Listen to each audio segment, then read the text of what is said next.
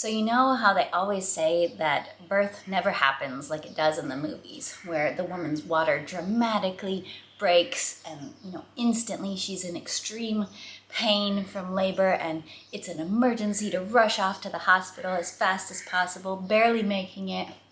You know, that trope. They say birth never happens like that.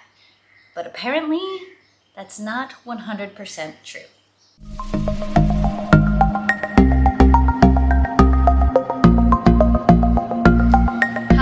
I am Rachel from 7 and All, and today I am going to be sharing the birth story of the newest addition to our family, our third son. For a little bit of background context, I am a homeschooling mom. I have two older sons, 4 and 5 years old right now, and we were welcoming our third son this year. I've shared a little bit about his pregnancy throughout the year in my updates. Once we hit 24 weeks pregnant, my doctor was concerned about early preterm labor, so we began a protocol of medication and activity restrictions to help reduce the risk of going into labor too early. And that lasted for several months. And then as I got closer to being full term, was able to start living a little bit more normally, returning to activities, walking, doing my normal work of everyday life. And this baby surprised everybody by just staying nice and cozy past 34 weeks, past 36 weeks, past 37. And then we were in week 39 when this all went down. This will mainly be a talking video, but I will try to put in maybe a little bit of footage from meeting him in the hospital. As I tell the story, you will understand why we don't actually have much vlog footage from in the hospital. But I'll try to tell the story just in the way that it happened. So I'm 39 and a half weeks pregnant, I think 39 weeks, 4 days. It was 3 days before his due date. And we're doing our normal routine of life. As I say, a watched pot never boils. So don't focus too much on going into labor and having this baby. Just, try to have fun adventures in the meantime if you can. So we have our normal routine, did school with the boys, husband came home from work, had a nice dinner, it was tacos. And then we like to take our boys out to get their energy out in the evening before bed. So we decided to go for a family walk over near where my parents live. And we called my parents, so they met up with us. We had a great walk with Grandma and Grandpa. The boys are running in circles, getting all their energy out. I'm just walking at a normal 39-week pregnant, slow pace. As usual, my dad's making jokes as we leave. Are we going to hear from you later? Because at this point, we've been on edge thinking, hey, the baby can be born anytime, which is true. The baby could be born anytime, but, we figured we'd have at least some warning. And my parents live close by, so our plan was that whenever we did decide it was time and we were going into the hospital, we would call them. My mom would come over and watch the boys. We'd head on our way. So we had a plan. We had the bags packed. We were ready, but we didn't know when the little guy would decide to come. So we get home, we put the boys to bed, and my husband and I go to bed around 9 p.m. because I'm not a night owl at any time of life, and especially not after long days of parenting. At 9 months pregnant. So yeah, we were asleep by around 9 p.m. Sleeping perfectly soundly, normal night. And then I wake up to my water breaking, which has never been the first sign of labor for me before. But I wake up to a pop burst of water, jump out of bed, tell my husband, my water just broke. Get ready, call mom and dad, go to the hospital. And immediately I was having very, very strong contractions right away. So I was 100% focused on getting ready. I just quick changed into like a t-shirt dress, like what I'm wearing right now. My husband changed and he's calling my dad, and I can hear him calling my dad, Rachel's water broke, can mom come over? But he's calling him, and to me it sounds like he's kind of chatting with him a little bit, and I'm already mentally feeling like this is not the time to chat. So I like to tell him, don't talk to Dad, just tell Mom to come here. And my husband checked his watch right around when my water broke. It was around 10:45 when my water broke, when I first woke him up. And so rushing, I was just focused on getting changed pretty much and getting downstairs. And I'm like, okay, husband, grab the bags, grab the baby's car seat, because that was sitting by the front door, grab what we need. And I'm already feeling these contractions coming very, very fast and very, very strong. And in my mind, I'm like starting to feel already, and this is probably within the first 5 to 10 minutes, I'm like, I don't feel like we have a lot of time. So I'm already feeling like that. I'm like getting some flip-flops on, taking my keys, unlocking the door, and I'm already focused on heading out to the car, just letting my husband bring all the stuff. I'm like, I gotta get in the car, like just focusing on the next step. And my husband asks me as I'm like unlocking the doors, he's like, just because your water breaks, it doesn't mean it's like an instant emergency. We got to get to the hospital right now, right? My husband is a nurse, so he does have some medical knowledge and stuff. So he was like, this isn't a super emergency, but I'm like, I don't think I was this coherent at the time, but in my mind, I'm like, yeah, in theory, you don't have to get to the hospital as soon as your water breaks. But in reality, what I can tell and feel from what my body's telling me right now is we need to get to the hospital right now.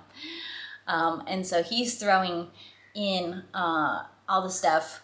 He's throwing the stuff in the car, throwing the car seat in the car. And I'm just like focused on getting in the car. And I tell my husband, we just need to leave. Don't wait for Mom to get here. My parents only live about 1 kilometer from our home, but there are like a couple traffic lights, and probably will take her a few minutes to get out the door. So I'm like, don't wait for Mom. The boys are sleeping in their room. They'll be fine. She can just let herself in when she gets here. We need to go. And he's like, oh, okay. So as soon as we threw our stuff in the car, we just left. And we left our house with the boys sleeping, and Grandma wasn't even here to watch them yet. But I'm like, they'll be fine for a couple minutes unsupervised while sleeping. And he starts driving, and I am not feeling great at all with the contractions. I'm feeling like this is pretty intense.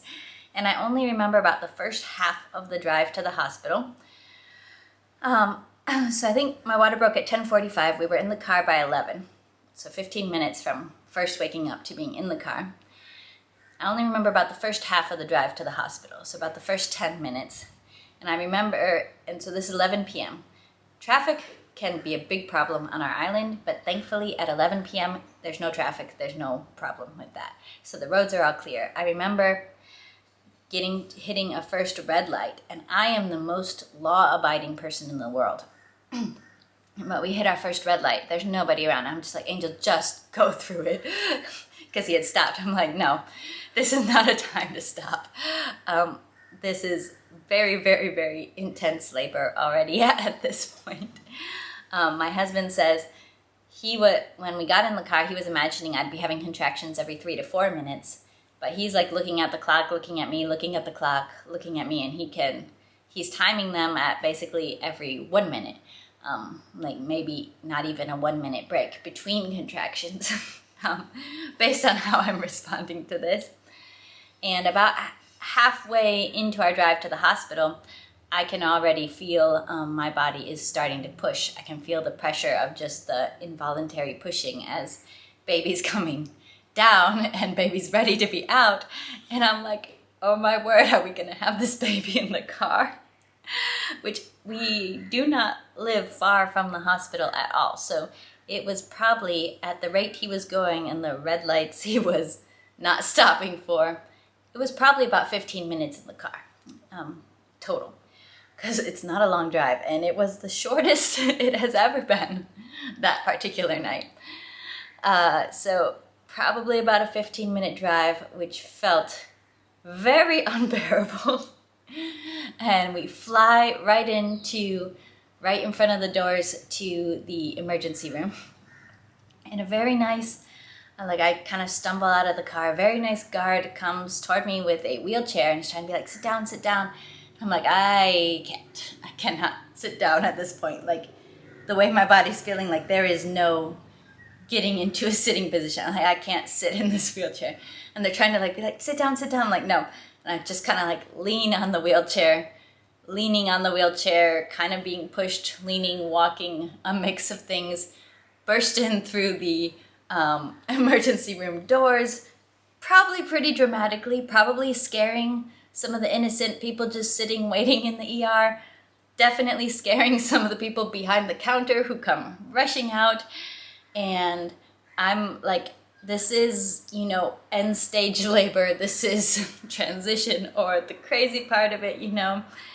So I don't think I had a lot of words, actual like words at this point, but I was definitely like, I'm having a baby right this minute, basically. So they, like, there was not, like, you know, all the normal things you think of when you get to the hospital, like you gotta register, you gotta tell them, you know, what's your name, do you have insurance, get a hospital bracelet, get a hospital gown, all of those normal things. There was none of that happening at all. So all the normal bureaucracy that you typically think of just to expect, you know, go into an ER and you wait forever. There was no waiting. It was basically like leaning on this wheelchair, leaning on somebody, rushing in, being like, I'm having a baby right now, help me. Pretty much. And they're like kind of shouting questions at us like, what's your doctor's name? And yelling back. So my husband just left the car right outside the doors of the ER so that he could kind of run into and help communicate. I was not in a super communicative mode at this point. What's your doctor's name? Yelling back the doctor's name, and they're like trying to ask, how far along are you? Like, it's okay. It's okay. I'm far enough along, plenty far enough along. They're like, how many births have you had? They're like trying to yell, like ask this information, and I like can kind of hear the questions, but like I know my body's already pushing on this baby, and I'm not trying to have the baby in the middle of a hallway. So I'm just trying to be like, let's get to a bed. Somehow get to a bed in the ER, and within they got somebody very fast. They got a midwife from the labor and delivery department very, very quickly, within like a minute or two it felt, into the ER, and she's there and she's like, well, let's see if we can get you up to a delivery room. It seemed a little uncertain at that point. Sorry. It seemed a little uncertain at that point, but she's like, let's try to go for it, because labor and delivery is very close to the ER. So like quickly pushing the bed down the hallway, up an elevator to the next floor, right into a delivery room. And as we're in the elevator, she's asking me, why didn't you come in sooner? And I don't think I had much of a coherent answer at that time, but in my mind, it's like, there was no sooner. I jumped out of bed, we jumped into the car, we raced here as fast as humanly possible. There was no sooner. Get into the room, and within about 2 to 3 contractions within getting into the delivery room, baby was born. He did get, his shoulders got a little bit stuck on the way out, so like it was his head first, and then a little bit of a scary moment with his shoulders, but it was all happening crazy fast. And then he was born at 11:33. So basically jumped out of bed right around 10:45 at home, from being sound asleep to baby being born by 11:33 p.m. in one crazy, I don't know, what is that, 48 minutes, something like that. 48 minutes of very, very intense labor, but we made it. We made it to the hospital, we made it to the delivery room. We did not make it to having a doctor. The doctor came running into the room maybe 10 or 15 minutes after he was born, and he's being like cleaned up and stuff at the little warming bed in the corner of the room.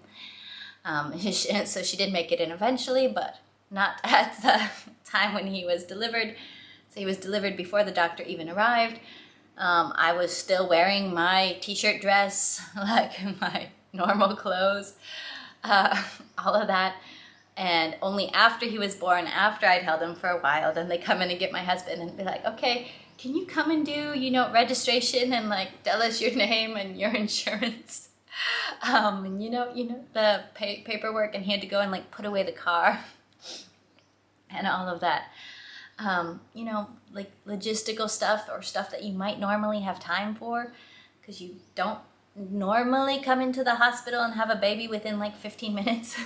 So right after my son is born and all safe in my arms and everything, my husband texts my mom around 11:30 and saying, he's born. And my mom texts back, what? And turns out she had arrived at our house around 11:15. And then he was born at 11:30. So she only arrived at our house about 15-ish minutes before he was born. And she had been pretty freaked out when she got to our house and realized that we were already gone, because she was like, why would they be already gone before I even get here? So she'd arrived at our house, and then very, very shortly after, get a message that Clive is born. So that was a surprise to her. It was, the way the whole birth story turned out was really rather a surprise to all of us. My first son was born pretty quickly, about a 5-hour labor from when I woke up to when he was born. But this less than an hour, 45-ish minutes, that was unexpected. And we're now home. He's 5 days old when I'm filming this. We're just taking our time, recovering. Turns out no matter how quick or long labor is, it's still pretty tough on the body. It still takes some time to recover and work on healing. So we're just resting, healing, getting to know our new little guy. He's right next to me, sleeping, napping while I'm filming this. We were able to have my parents bring my big boys to the hospital, so we got to see them meet him for the very first time in the hospital, and they were so excited. I loved seeing their reactions to him. He's such a sweet little guy, very sleepy in the daytime, very awake at night in true traditional baby fashion. So we are enjoying getting to know our new little family member, and I'm just so thankful for all of you that have shared in this experience and prayed for our family throughout this pregnancy. Thank you for walking alongside us in this and sharing a little bit in our story and our journey as a family. And I will see you again for more homeschool videos and sharing our own family's journey of homeschooling and raising these boys to the best of our ability. All right, I will be seeing you next time. Bye.